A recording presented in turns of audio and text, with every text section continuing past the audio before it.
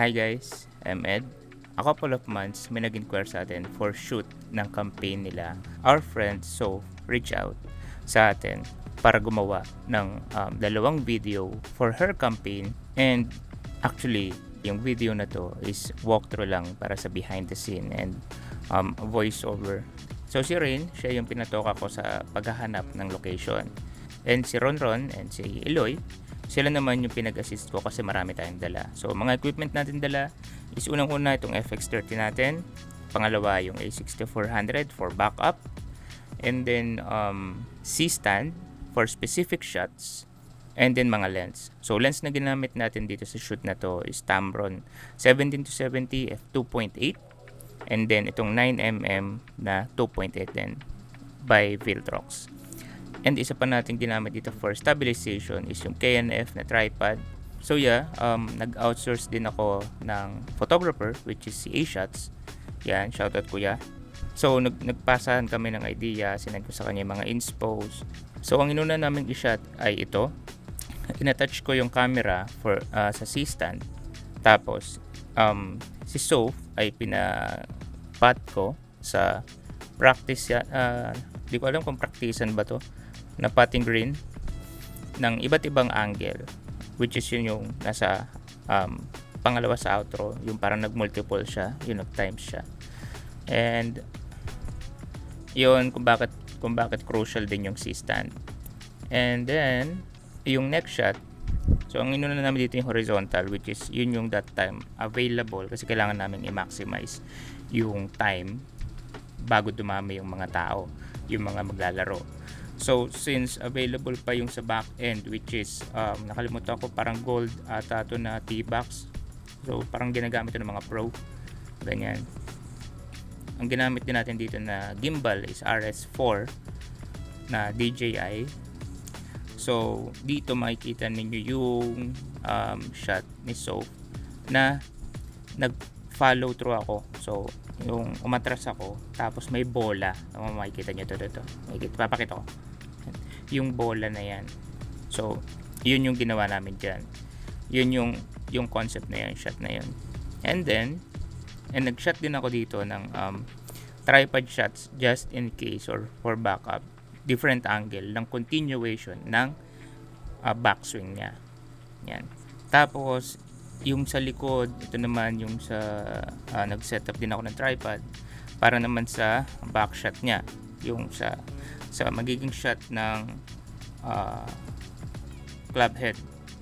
Yan, pag ganun. So yun yung unang, or yun yung mga opening shot. Actually ending shot nga yun yung pinakaunang sinut kasi yun yung pinakaunang bakante, yung practice ng putting sa putting area.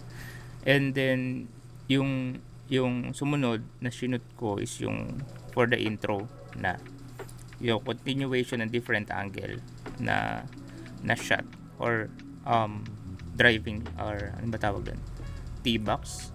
Yan, T-box na shot. And then here mahanap kami ng pwesto or vacant na hole na walang naglalaro para nang sa ganun makapag-shot din kami ng close up niya, detail shots, head shots, post shots, something like that.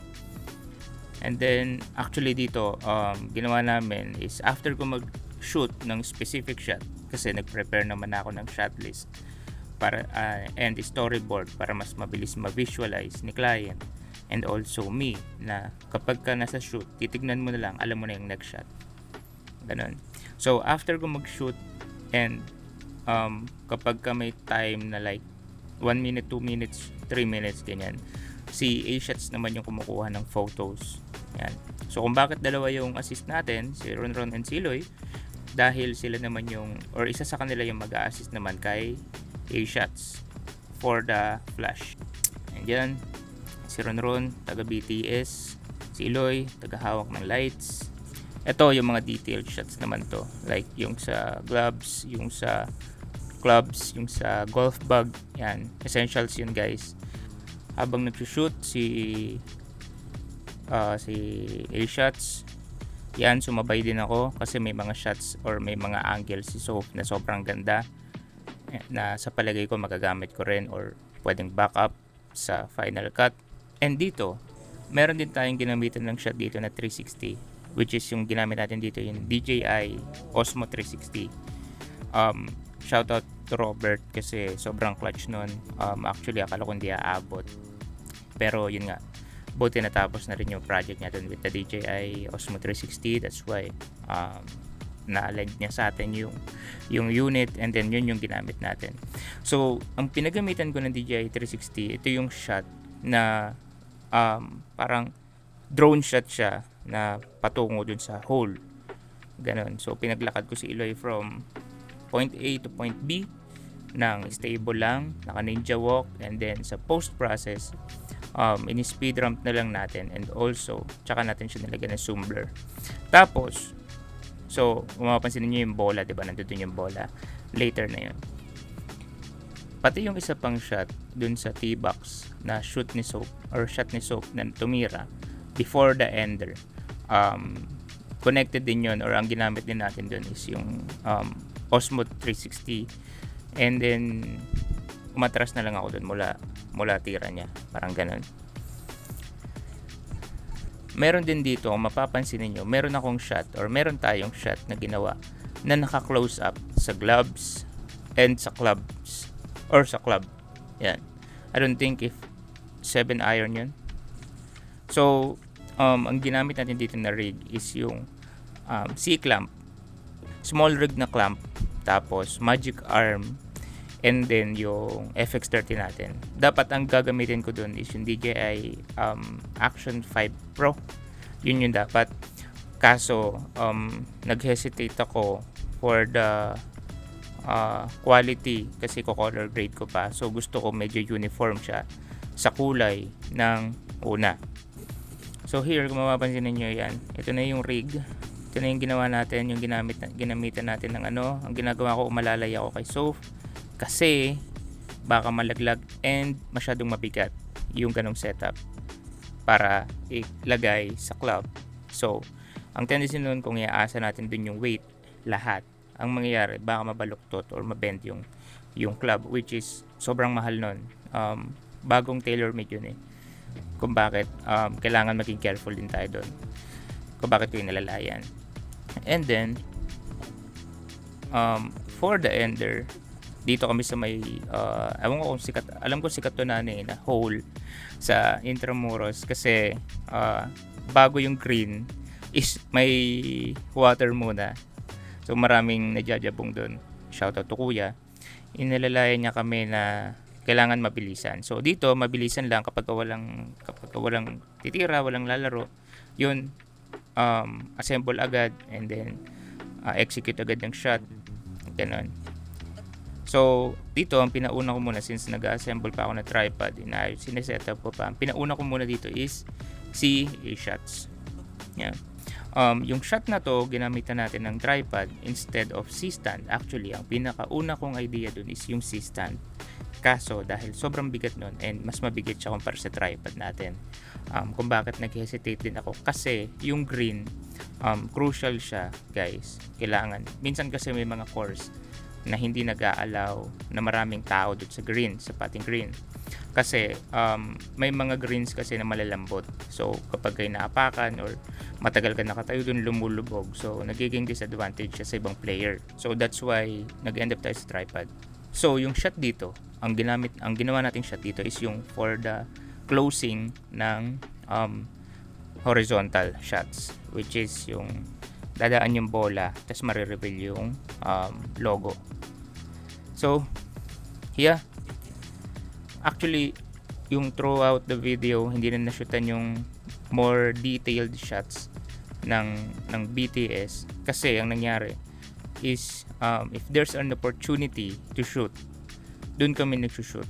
And, good thing, ito guys, good thing na meron kayong shot list and storyboard na dala-dala para nang sa ganun mabilis ninyong ma-double check kung na-shot na yung ganitong part, para nang sa ganun pagdating sa post-production medyo magaan na lang yung work kasi sa post-production, yun yung pinaka-crucial. Kasi dun ka pinaka-bubuo eh. Bubuuin mo yung storya, yung magiging mood, music, etc. blah blah blah. Kung bakit, for me, crucial yun. Mahalaga yung post-production, pre-production. So yeah, overall, sobrang saya na itong experience na to. And shout out to Soph. Good job, everyone. Thank you for letting us showcase our talent, share our talent. And yun yung buong BTS. Ito yung sa palagay ko na parang isa sa mga big win ko this year. Kasi alam mo yun, tailor-made na eh, di ba? And yeah, that's it for today's vlog. Share ko lang yung thoughts ko, guys. And yun, bonus. Yung sa may tawag dito, yung sa may bola na shots. Yung umikot, di ba?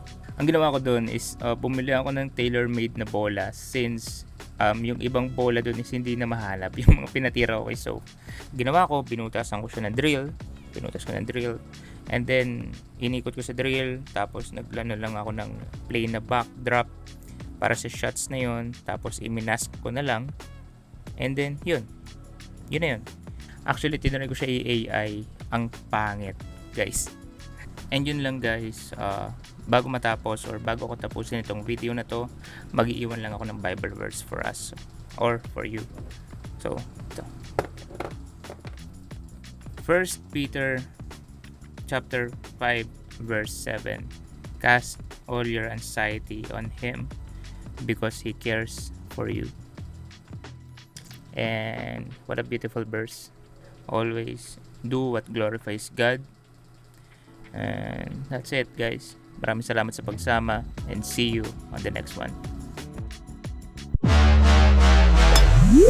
Baby, I'ma make you sweat.